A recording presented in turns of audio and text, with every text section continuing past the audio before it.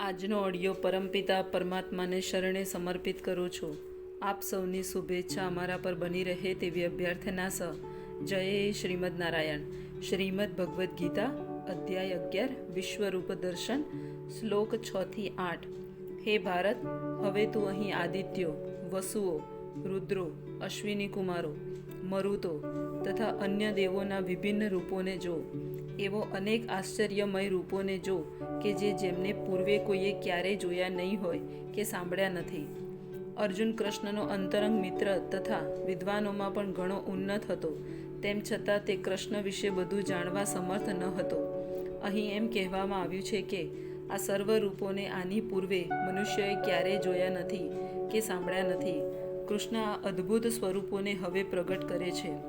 હે અર્જુન, તું જે કંઈ જોવા ઈચ્છે છે તે હમણાં જ મારા આ દેહમાં જો.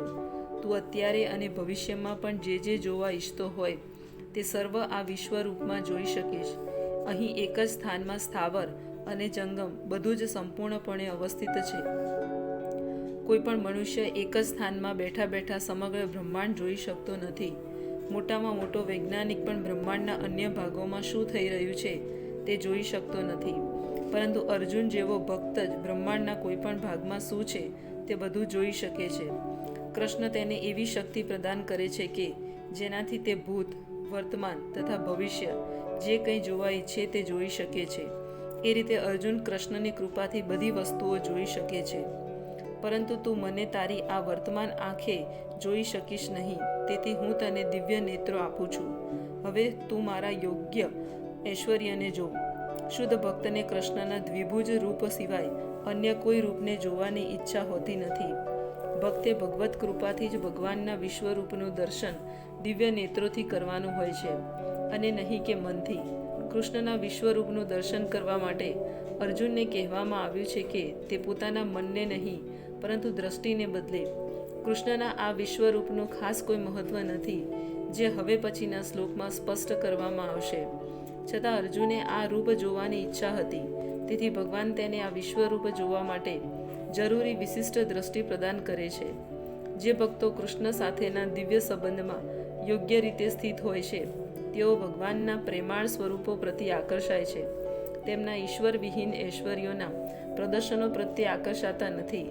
કૃષ્ણના બાળ મિત્રો, કૃષ્ણના સખાઓ તથા કૃષ્ણના માતા પિતા કદાપી ઈચ્છતા નથી કે કૃષ્ણ તેમને પોતાના ઐશ્વર્યો દર્શાવે. તેઓ શુદ્ધ પ્રેમમાં એવો તો તન્મય થયેલા હોય છે કે તેમને એટલું પણ જ્ઞાન હોતું નથી કે કૃષ્ણ પૂર્ણ પુરુષોત્તમ પરમેશ્વર છે. તેઓ પ્રેમના આદાન પ્રદાનમાં એવા તો મગ્ન હોય છે કે કૃષ્ણ પરમેશ્વર છે તેનું તેમને વિસ્મરણ થાય છે. શ્રીમદ ભાગવતમમાં કહ્યું છે કે કૃષ્ણ સાથે રમનારા બાળકો બધા જ મહાન પુણ્ય આત્માઓ છે તથા અનેકાનેક જન્મ જન્માંતરો પછી તેઓ કૃષ્ણ સાથે રમવા સમર્થ થયા છે.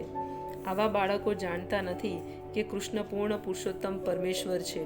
તેઓ કૃષ્ણને અંગત મિત્ર માને છે, જેને મહાન ઋષિઓ નિર્વિશેષ બ્રહ્મ માને છે, ભક્તો જેને પૂર્ણ પુરુષોત્તમ પરમેશ્વર માને છે અને સામાન્ય મનુષ્યો જેને ભૌતિક પ્રકૃતિની ઉપજ માને છે. તે પરમ પુરુષ સાક્ષાત અહીં રમે છે. પૂર્વજન્મોમાં જેમણે અનેકાનેક પુણ્ય કર્મો કર્યા છે એવા બાળકો તે પૂર્ણ પુરુષોત્તમ પરમેશ્વર સાથે અહીં રમતો રમી રહ્યા છે.